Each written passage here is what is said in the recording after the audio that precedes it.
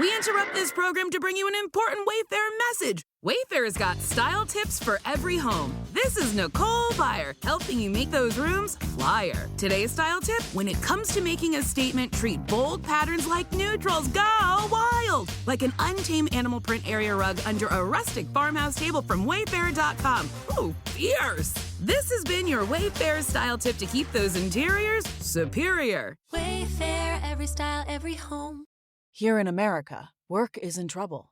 We've offshored our manufacturing, sent away good jobs, and lost so much ability to make things.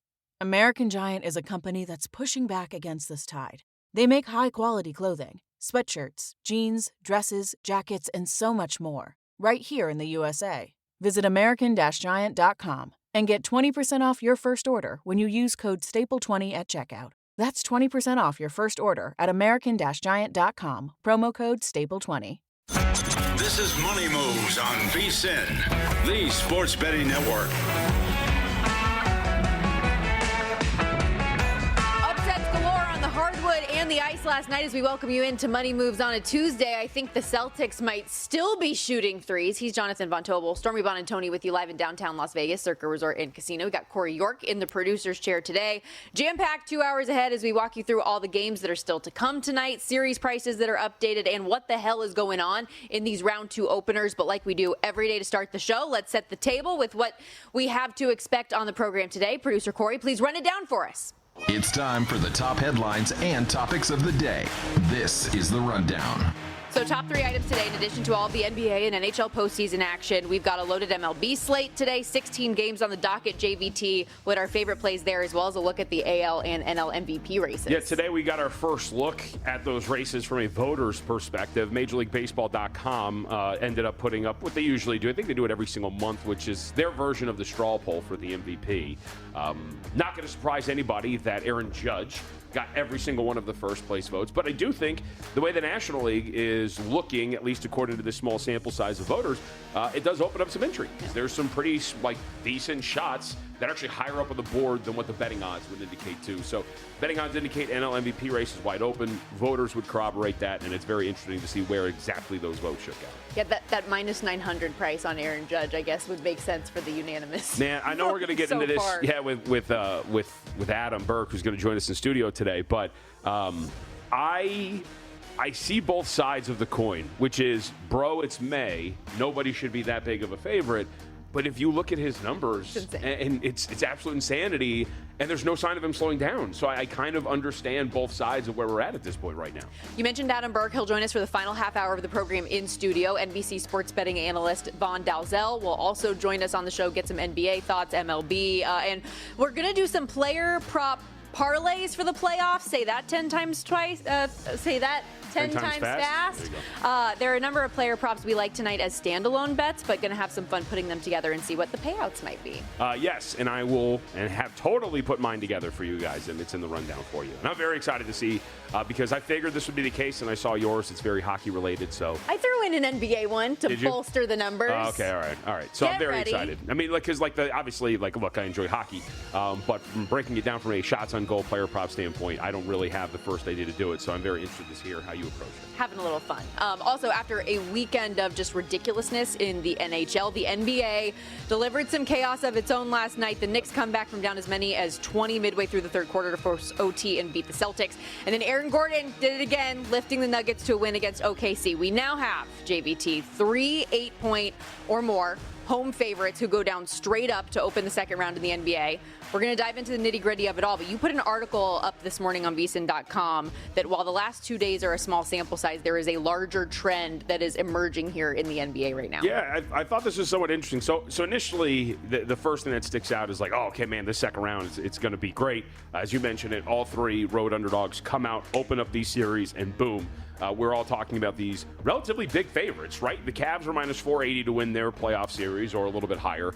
They get smoked in game 1. The Celtics, of course, open up as minus 1,000 favorites for the series price against the Knicks. They lose in that comeback for the Knickerbockers. And then, of course, the Denver Nuggets pull it off. They come back in their own right.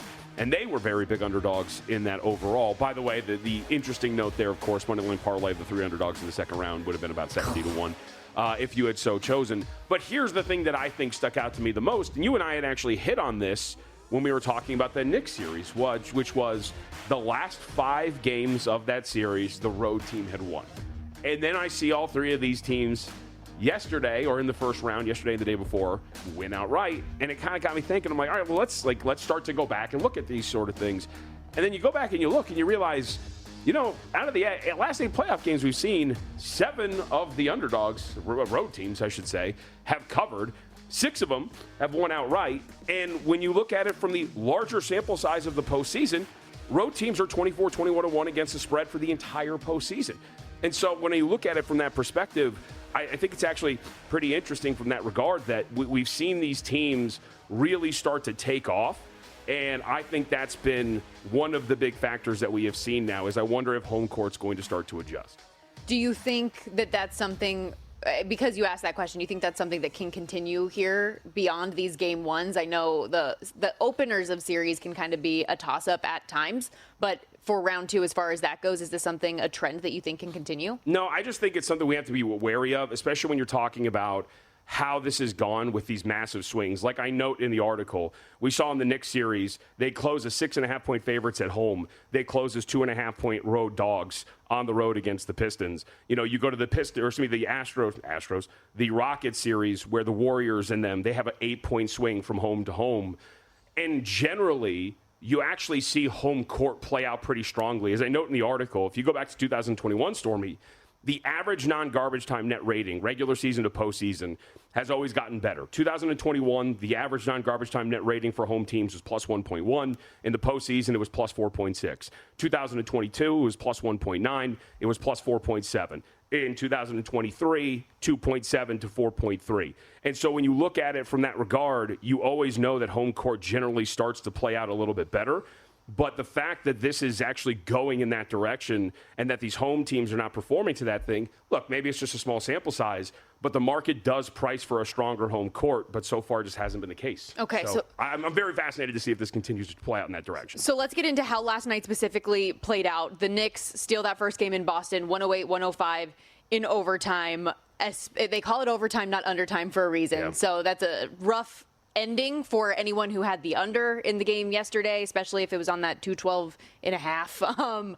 But Jalen Brunson, OG Anunoby have a great day. They combined for 58 points. The Knicks are down 16 at half, down as many as 20, ultimately roar all the way back to force overtime and win this thing. The Celtics took 63s in the game and were 15 of 60. I know that's part of their identity, but that's a lot, even for them, especially when they're not falling. It reminds me of us as bettors, right? You don't want to ever, when you're having a bad day, chase your bets and then get deeper in the hole. And I feel like that's what happened to Boston shooting the 3-ball yesterday. Yeah, I mean, they actually generated, from a wide open look standpoint, they generated a pretty decent clip. So they just weren't going down.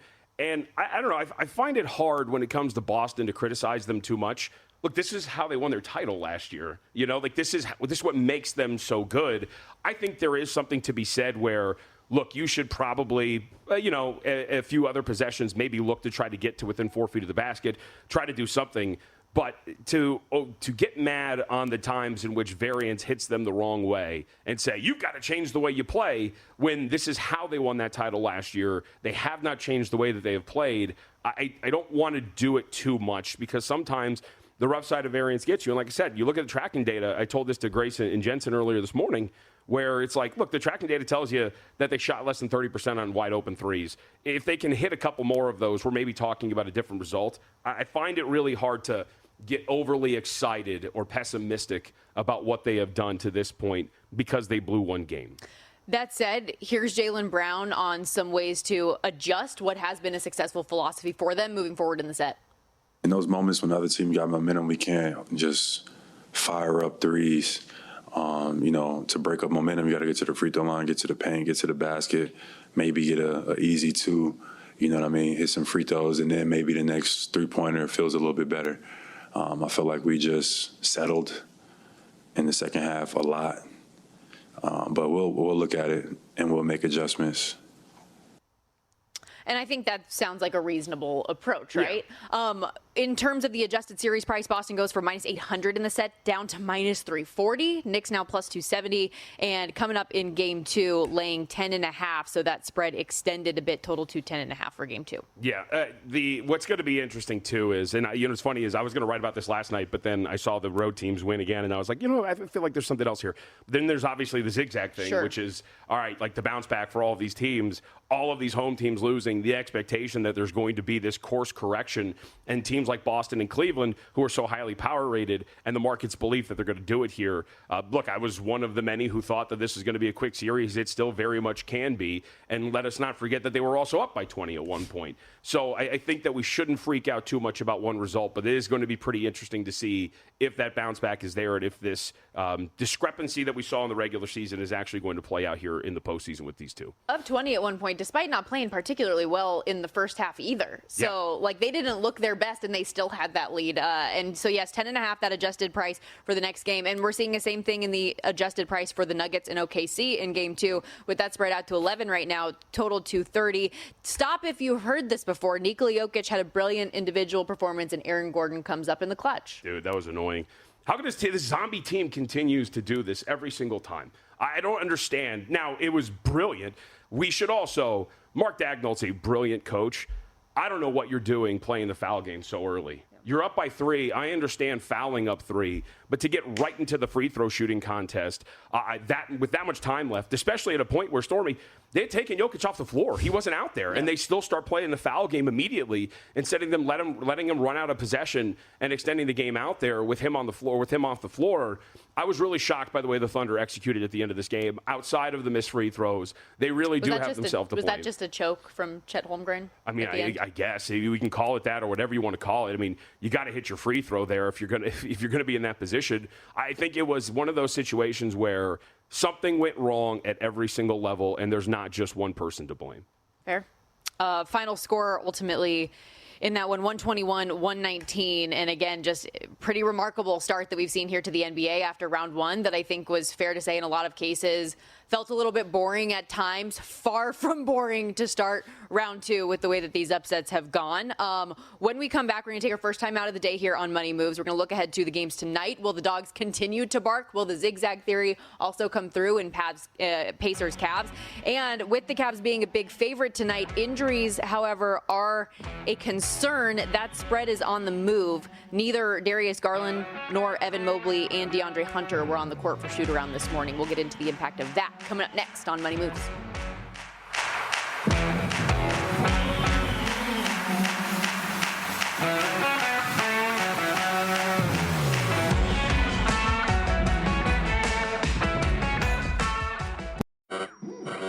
We interrupt this program to bring you an important Wayfair message. Wayfair's got style tips for every home. This is Nicole Byer, helping you make those rooms flyer. Today's style tip: when it comes to making a statement, treat bold patterns like neutrals. Go wild! Like an untamed animal print area rug under a rustic farmhouse table from Wayfair.com. Ooh, fierce! This has been your Wayfair style tip to keep those interiors superior. Wayfair, every style, every home. This country was built on a distinctly American work ethic. But today, work is in trouble. We've outsourced most of our manufacturing to other countries. And with that, we sent away good jobs and diminished our capability to make things. American Giant is a clothing company that's pushing back against this tide. They make a variety of high-quality clothing and activewear, like sweatshirts, jeans, dresses, jackets, and so much more. All made right here in the USA, from growing the cotton and adding the final touches. So when you buy American Giant, you create jobs for seamsters, cutters, and factory workers in towns and cities across the United States. And it's about more than an income. Jobs bring pride, purpose. They stitch people together. If all that sounds good to you, visit American-Giant.com and get 20% off your first order when you use code STAPLE20 at checkout. That's 20% off your first order at American-Giant.com with promo code STAPLE20.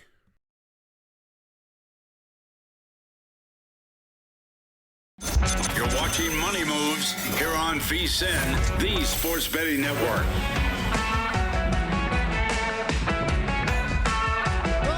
Tuesday edition of Money Moves, VSiN, the Sports Betting Network, Sirius XM, Channel 158. JVT and Stormy Buonantony with you. We got 2 NBA Round 2 games on deck tonight. two more in the NHL as well. And let's start with Pacers-Cavs because this one, Pacers up 1-0. I guess it's 1-2 and then 1-1, but rolling on. Round 2, nonetheless. Yes, There's a 2 in there. Pacers are up in this series 1-0. They win as an 8-point underdog outright in game 1, 121-112. Now in game 2, we saw the zigzag theory adjust the spread right away, where the Cavs were bet out to 10. Then it came down to 9. Now, after the news from shoot-around with some injuries for Cleveland, we're at a 7.5 right now. I mean, this still seems very high considering this injury situation for Cleveland, right? I mean, Darius Garland, not Donovan Mitchell, DeAndre Hunter, and Evan Mobley, all some form of questionable. You see this here from Underdog, not one of them seen at shoot-around on Tuesday.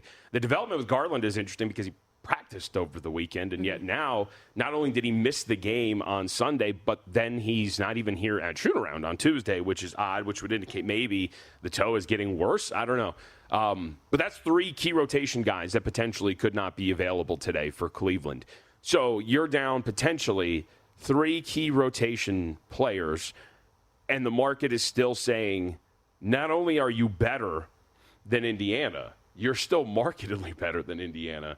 That's, for somebody who thinks that's the case when Cleveland's at full strength, that seems really extreme given where this game is priced. If none of those 3 guys end up playing, Kenny Atkinson even had some comments. I know he was very mad about the officials, but he also said something along the lines of, Stormy, he thinks like questionable and doubtful are essentially the same thing when it comes to injury tags. Yeah. So, right, no, they're not. But if that's the case, then maybe these guys are truly in doubt of playing today. And that's never a good sign if you're not at shoot-around. And I would think that there seems to be a better chance than none, obviously, that, I don't know, all 3, 2 of the 3 at the very least aren't going to be available today. Yeah, I agree with you. And I think the number's still that high just because of the mental can't go down 0-2 situation. With the total at 229.5, did it surprise you that we saw such an adjustment, albeit maybe not enough still, on the spread, but no movement from the 229.5? No, I don't think. I mean, I would agree with you. Like, I do think there's probably something there. Like, the question really becomes, like, with DeAndre Hunter and Evan Mobley potentially questionable, those are 2 really solid defensive players. So, if anything, maybe you make the case that if they don't play, they don't really help you from an under standpoint, but maybe the total goes up because there's less defensive presence out there, and you're probably going to get a better offensive showing yet again from Indiana in this type of game. I also think the pace, maybe not like up and down, but in terms of just the frenetic nature, the way these 2 teams play, the ball movement, you're going to get really good pace, especially in the half court. I don't think there needs to be a crazy adjustment there, especially if you're going to get 2 like key defenders that aren't going to potentially be available. I am curious what the feel is on this total where it is at 229.5. The Cavs, obviously, they missed 29 threes in the game for a team that is typically, I mean, they led the NBA in the regular season with 19.3 made triples per game. They were just 19 of 36 from distance. Meanwhile, Indiana shoots 53% in game 1 from the floor and from 3. So maybe we see them revert more to their mean, but the Cavs go back to their average as well, which would that put you, like, lend you more toward a little bit of an over here, especially with the thought process that maybe defensively they could falter a bit? Yeah, I would think that they're, like, again, I would probably lean, to me it would be over a pass, what you're talking about here. And remember, too, as we talked about after the game on game 1, what was it today, Tuesday, Monday, they had 70 points in the paint, Cleveland did. And I think they're still going to be able to do that yet again here in this game. Now, exactly 70, maybe not. But in terms of having success in the restricted area, I think you're going to be able to do that and generate your offense coming from something like that. So, like, the offensive strengths, for the most part, should be there for both teams. I mean, like you're referencing, though, I don't think, I'm going to go on a limb and say Indiana does not hit 19 three-point attempts again in a game like this today. Probably. In Warriors-Timberwolves coming up tonight, we saw early series movement on this one. The Timberwolves were minus 130, bet up to as high as minus 180. Warriors now out to plus 150. First time in the Steve Kerr era, so the last decade that Golden State has been an underdog in a best-of-7 series in the NBA playoffs.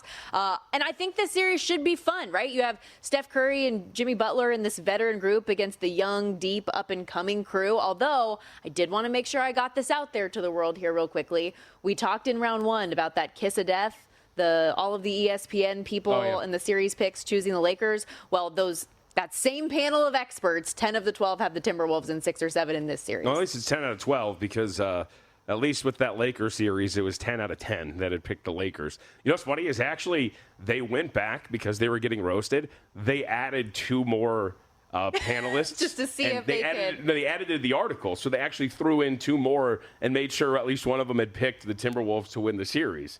It was actually pretty funny. But I think you're right. Like, I actually think they're getting this right in general in the belief in the Minnesota Timberwolves. And having said that, the favorites are not off to the best start here in this second round.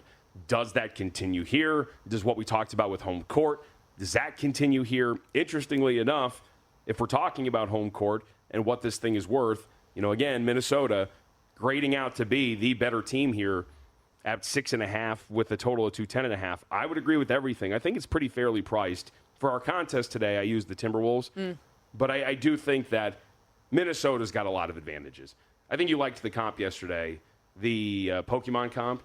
Like, this is the evolutionary form of Houston. Like, this is a team that is better than Houston in every way while doing everything that Houston does well, even better. I think this is going to be a really tough series for Golden State, especially on offense, man. I'm really curious to see how they score against this team. This first game, too, not that the rest advantage meant anything yesterday, but the Timberwolves do have 5 days off compared to the Warriors who just played Sunday. Anthony Edwards has talked a lot about wanting to be this giant killer, and he has knocked off Kevin Durant and LeBron and Nikola Jokic the last 2 postseasons. Can he add Steph Curry and Jimmy Butler to that list now of teams? I mean, that's something I know he wants. He's a very, very confident guy. What kind of performance throughout the course of the series do you think we should expect from Ant? I mean, I think it should be pretty good. I'm going to be curious to see how the Warriors elect to come out and defend them. We saw them play some zone defense against the Houston Rockets in that last game in Game 7. And you do wonder if they try to do that again here and force Anthony Edwards to become, which he'll, I think, more than willing to do, become a more of a perimeter threat and try to shoot over the top as opposed to really use his athleticism, go after Steph Curry, and try to go after this team from that regard. The other part is, you go back to Game 5 for Rudy Gobert. I wonder if we're going to see a similar thing here. This is, again, another small team that he gets to kind of feast on. And he was grabbing offensive rebounds and getting put-back attempts and absolutely killing the Los Angeles Lakers. This should be another one of those where, look, Draymond Green is fine, but he's a 6'8" center that you're playing against. That's a massive advantage for Rudy Gobert that I'm very interested to see how that dynamic plays out. But I think Ant should have a relatively good series. I don't think there's many guys you're too comfortable with outside of potentially Jimmy Butler, who is still recovering from an injury, that is going to be able to take on Ant in that regard and actually shut him down on a one-on-one basis. And Steph still with the thumb, too, so, all of those layers to that. Have you seen the pictures of that thumb, by the way? No. Oh, it looks like there's like a golf ball on the joint. Oh, God. Yeah, it's pretty nasty. Not fun. So we talk about all of the upsets that we've seen in the NBA here early. We got one last night in the NHL as well, in Panthers-Leafs. Toronto wins as baby. plus 105. I was about to say, great start for your plus 1.5 games in the series. It was an awesome start for the Leafs. William Nylander scores 33 seconds in, ends up having 3 points in the first period and 2 goals. Toronto gets out to this 4-1 lead, but then Anthony Stolarz gets injured late in the second period, doesn't come back. He had to be taken off a stretcher, went to the hospital, so we're awaiting more updates when it comes to the goaltending situation for Toronto. But then things started to fall apart for them. They go up 4-1, ultimately still hang on to win that game 5-4, but it got really dicey for them. And as bad as that sounds, I actually liked for Toronto that this showed me a little bit that maybe this version of the Leafs are different, because years past, Toronto Maple Leafs would have lost this game. How much do you think it was the injury in goal? Because, I mean, they were up 4-1, I think, when Stolarz went out, right? Yes. So huge part of it. That seemed to me like that was a really big reason why that thing got close. But strategically, I told you for a handful of these series, I liked the idea of the home underdog winning game 1 and then coming back on the team I like to win the series. I think you're getting a good plus money price on Florida now to win the series the rest of the way, because I still like them in the set. And then depending on what happens with Stolarz the rest of the way, yes, I think Wall is a fine goaltender, but this is the horse that got you there, right? And you had a lot of confidence playing behind him. I think that's a little bit different. No worries about the way Bobrovsky played? There's some really loose goals that he gave up in that game. But I think any goaltender can have a clunker. Okay. And so overall, big picture, I'm not concerned about a guy like Sergei Bobrovsky, okay. no. I was amazed by the quality of goals he was allowing. Especially early. Yeah, in that game, I was like, that especially, but some of them, what are we doing here? I've seen much better play from this guy, but Toronto's got high upside on offense. I mean, we talked about it. It seemed like these two teams were much closer to equals with each other when you really broke it down, and that seemed to be the case yesterday. 100%. And I know there were a handful of people that picked Toronto to win the series and kind of exercise some of those demons. Will be interesting to see if they can. As far as the games go today that we have on deck, Carolina minus 142 favorite, so Canes are getting bet here. Caps out to plus 120, home dogs. Could that be an angle tonight? And then the Vegas Golden Knights minus 135 against the Oilers in game one. Hey, if you want to take your betting game to the next level, you got to do it not only in the NBA and NHL, but with First Bet playing the Ponies, whether it's Santa Anita, Gulfstream Park, or the road to the Crippled Crown. First Bet puts the action at your fingertips. That's the number one stbet.com. And use our promo code VSIN200 to score a 20% rebate on all your wagers the first 60 days up to $200. Check it out today. Vaughn Dalzell of NBC Sports joins us coming up after this. You're watching Money Moves here on VSIN, the Sports Betting Network.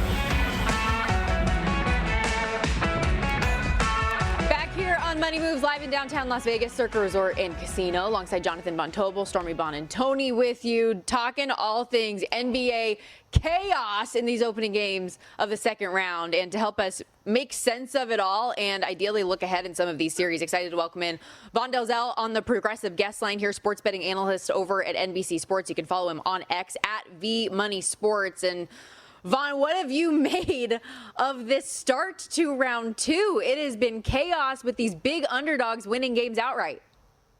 Yeah, definitely regretting not getting involved with some of them. You know, teams like the Celtics, you look at them in the round of two, round three. I mean, they're a team that doesn't cover, over 50%. They've been struggling. Their numbers overinflated. This year they were overinflated. So it wasn't too surprised that the Knicks covered, but beating them definitely surprised me. And the Nuggets, I mean, I was thinking, Thunder 21 plus, even live bet that myself for 3-1 odds.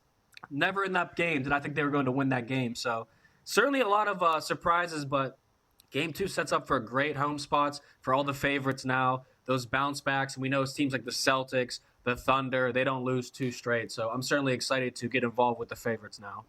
All right, buddy, let's go to the game tonight, and we get some negative news for Cleveland. Darius Garland, DeAndre Hunter, and Evan Mobley all did not participate at shoot-around today. How does that maybe change your mindset for this, as all three could potentially miss this contest?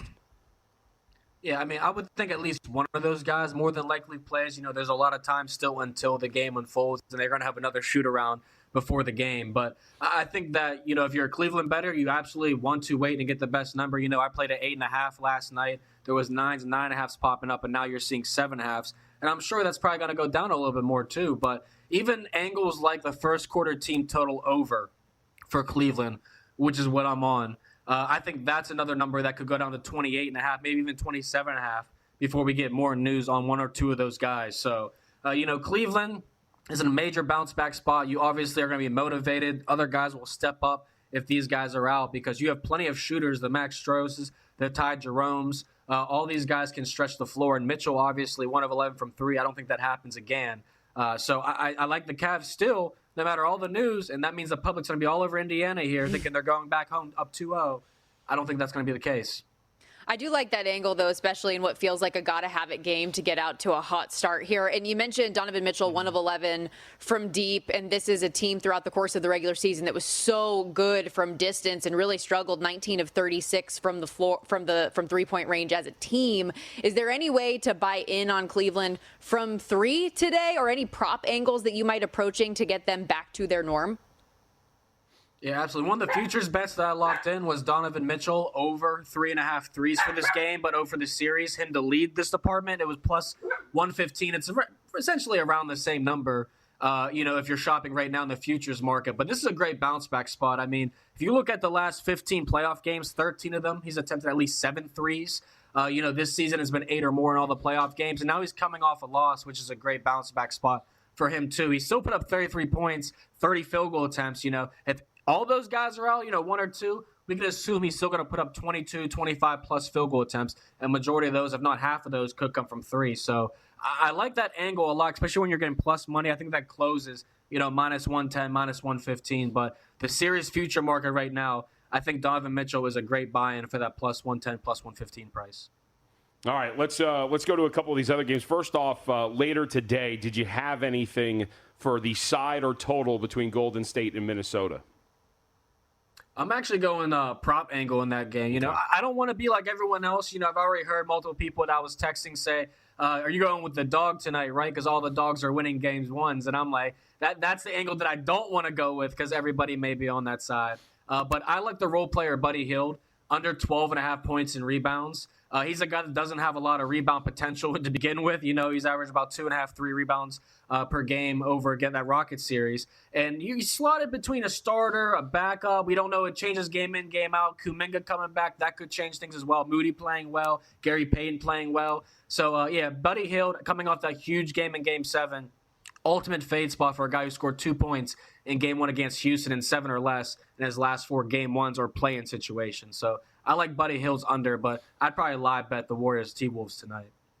As far as this series goes as a whole, it seems like the Timberwolves are pretty popular here, despite entering the playoffs. Everybody talking about Golden State and how they could be this Western Conference contender potentially. How do you view this whole set as a group coming out?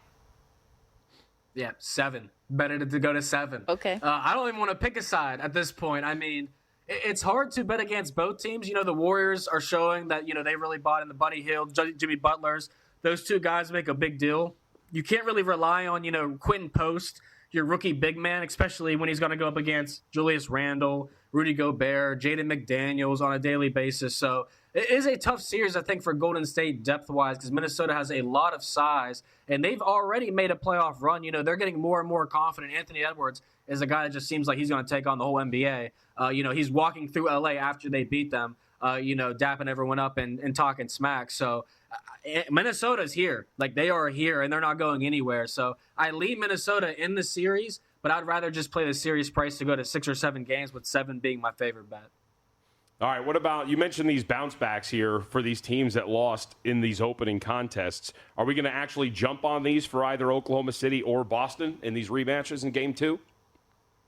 Yeah, I'm on both. I mean, I was a little angry last night, not going to lie, that Oklahoma City first quarter didn't come through for me at 31.5. They finished at 27. The Nuggets are a team, they've been bottom 5 in the NBA for allowing first quarter points per game. And the Thunder, like we said, they don't lose back-to-back games very much. That game was in the bag. They found pretty much every way to lose it.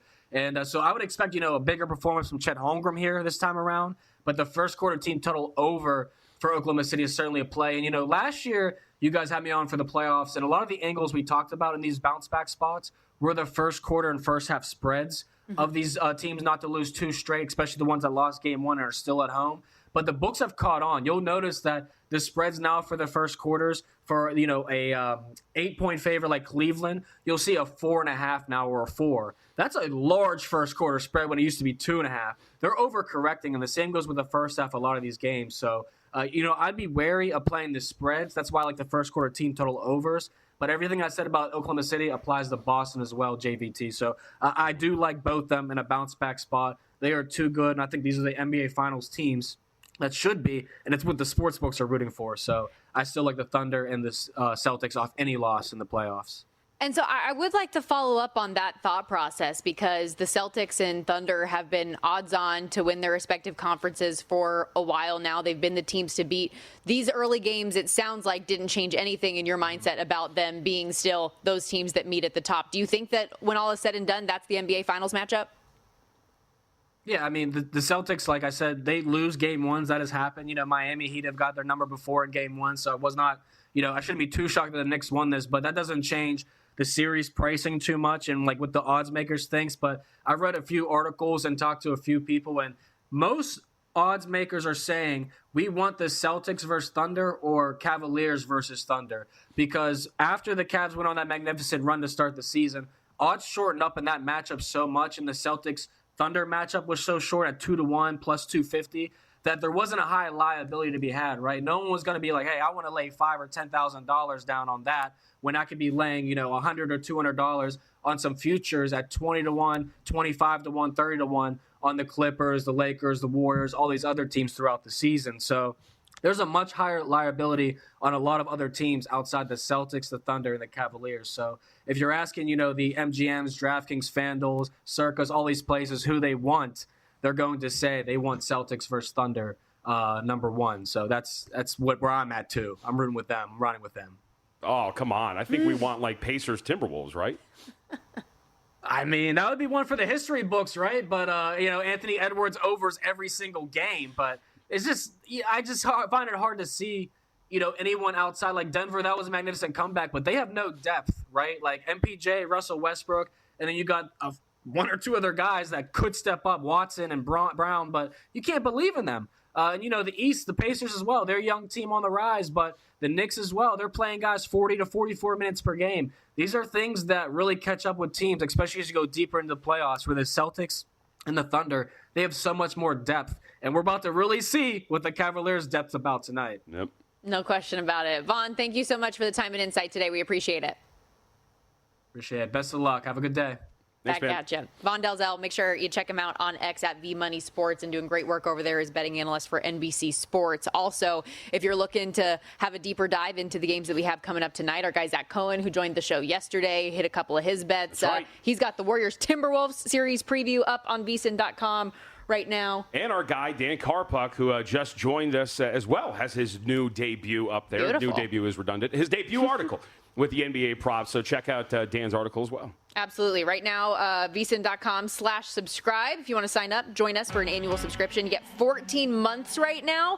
Our price for 12, usually $240. You're getting 14 months for $199 when you use our promo code PRO. Again, check it out at VSiN.com/subscribe. We're going to take a quick time out. When we come back, looking at some more props that could be of interest into tonight. And what are we calling this? $10 Tuesday. I got something.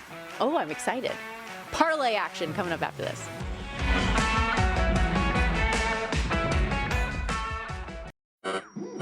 We interrupt this program to bring you an important Wayfair message. Wayfair's got style tips for every home. This is Styles McKenzie helping you make those rooms sing. Today's style tip: when it comes to making a statement, treat bold patterns like neutrals. Go wild, like an untamed animal print area rug under a rustic farmhouse table from Wayfair.com. Arr, fierce. This has been your Wayfair style tip to keep those interiors superior. Wayfair, every style, every home. These days, work is in trouble. We've outsourced most of our manufacturing to other countries. And with that, we sent away good jobs and our capability to make things. American Giant is a clothing company that's pushing back against this tide.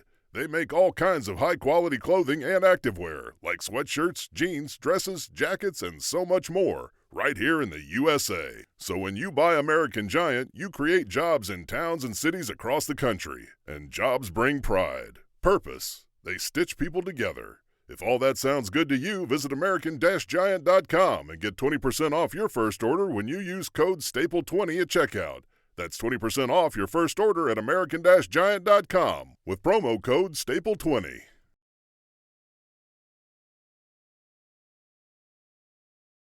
You're watching Money Moves here on VSiN, the Sports Betting Network.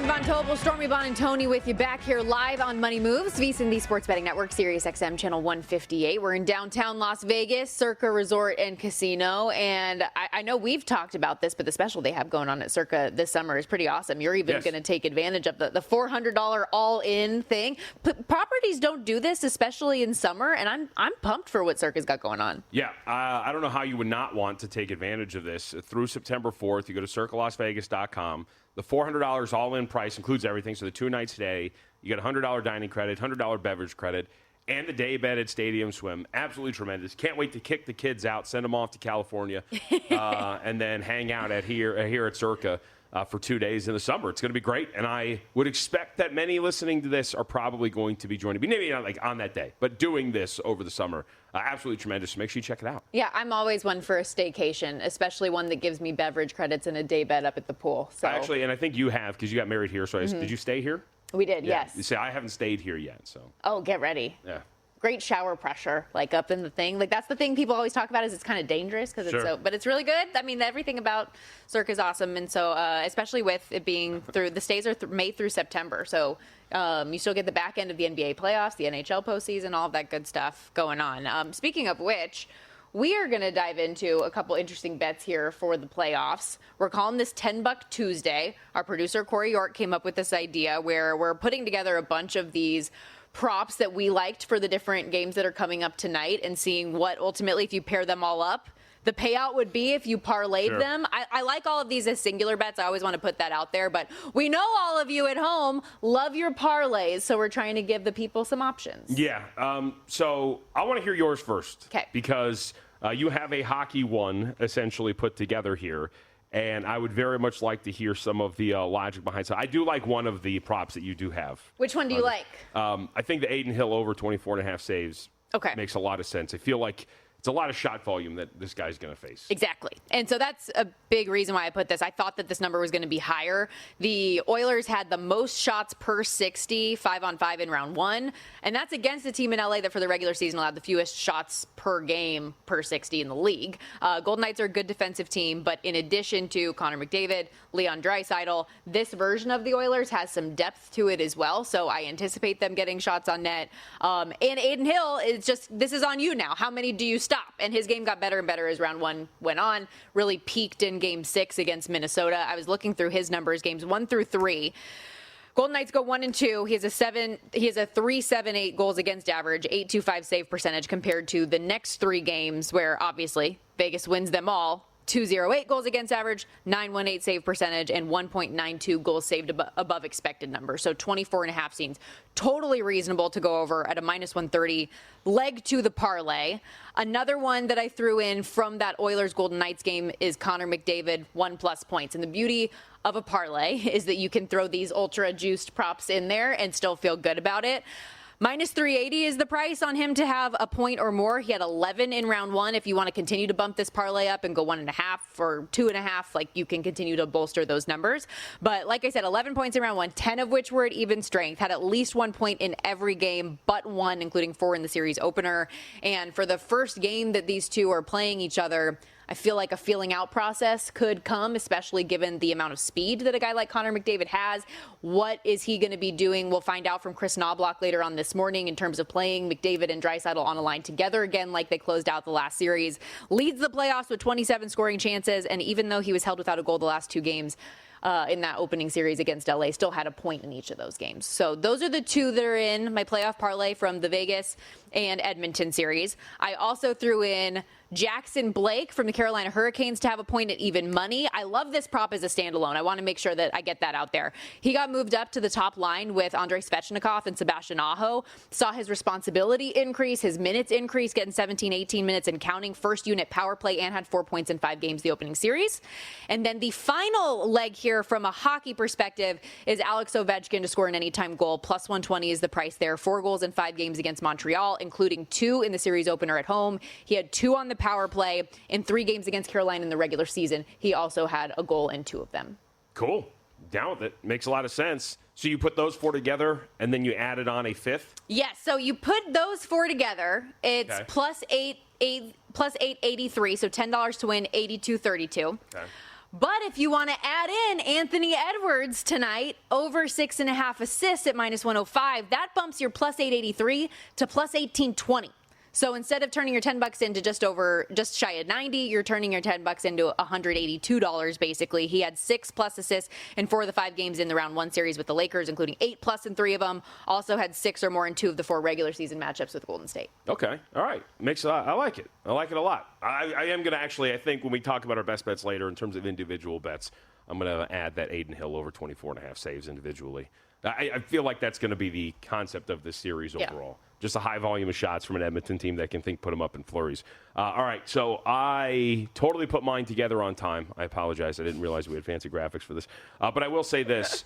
One of the things that I thought was interesting for putting this together was how you handle a game like, let's say, for Cleveland and Indiana, because Cleveland is obviously dealing with a ton of injuries. So like what I put together when I was looking at something like this was, for example, Max Strus, 3+ points, 3+ three-pointers made, right? So 3 or more.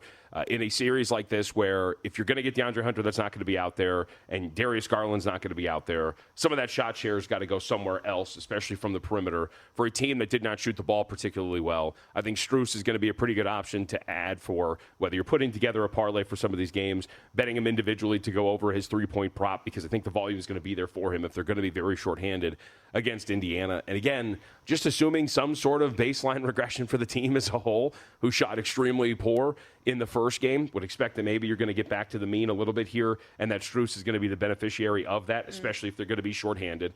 Allen at 12-plus rebounds is similar concept here, right, which is if Evan Mobley's not going to be out there, then you're going to get a larger share of the potential rebound opportunities for your own team in Cleveland. You're probably going to be the lone center on the floor for the most part when you're out there. You're not going to share it with Mobley if he is not able to go. And even if he is, we'll talk about an ankle injury that maybe he's not going to be as aggressive on the glass. So Allen should be able to grab some of these rebounds against Indiana. He should be the beneficiary there. So adding him at 12-plus rebounds for the game, I think is going to be something that's interesting.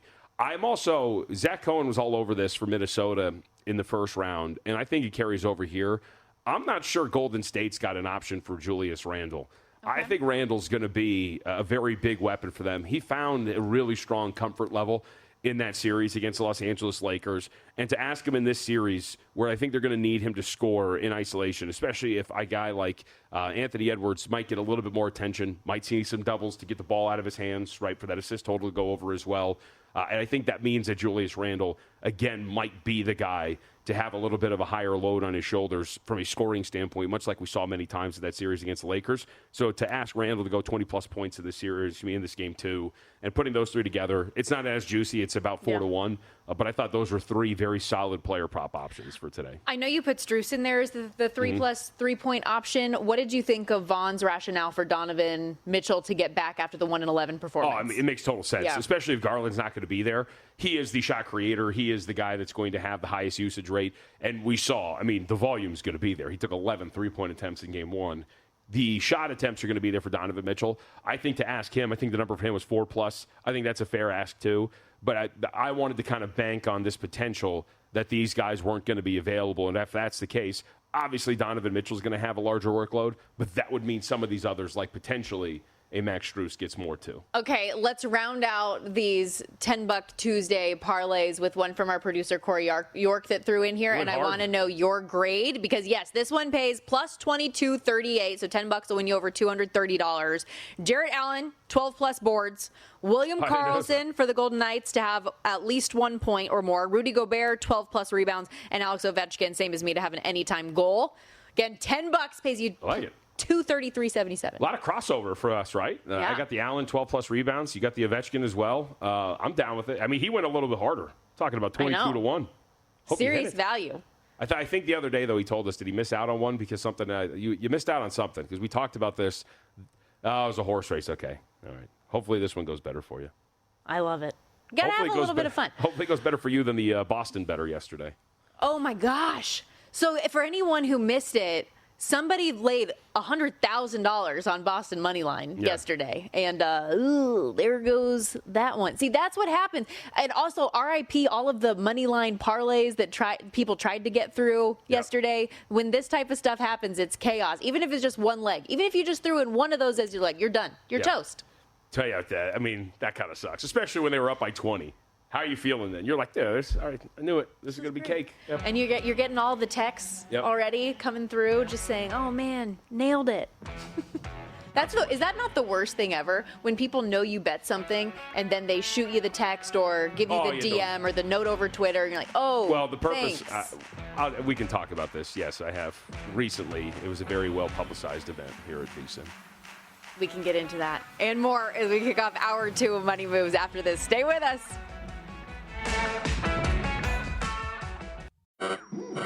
We interrupt this program to bring you an important Wayfair message. Wayfair's got style tips for every home. This is Styles McKenzie helping you make those rooms sing. Today's style tip. When it comes to making a statement, treat bold patterns like neutrals. Go wild, like an untamed animal print area rug under a rustic farmhouse table from Wayfair.com. Arr, fierce. This has been your Wayfair style tip to keep those interiors superior. Wayfair, every style, every home.